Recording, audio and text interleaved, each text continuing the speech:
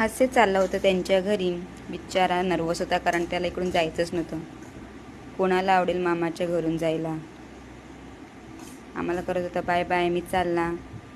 Handshake केलं आणि आम्हाला करतो बाय. नंतर हास्याला बाय केलं आणि आम्ही निघालो गावात. गावात जायचं होतं कारण आम्हाला हवं होतं शेण. शेण आणायला गावात गेलो आणि बाजूलाच एक गोठा होता, त्यात गाई मस्त चरत होत्या. माझ्यासोबत होती माझी मम्मी.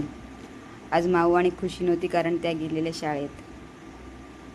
मार्गशीर्ष महिन्यातला पहिला गुरुवार येत होता आणि आम्हाला अंगण सरवण्यासाठी पाहिजे होतं शेण.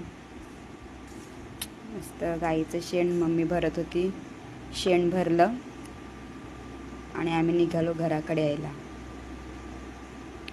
बाय बाय, भेटूया नेक्स्ट ब्लॉगमध्ये.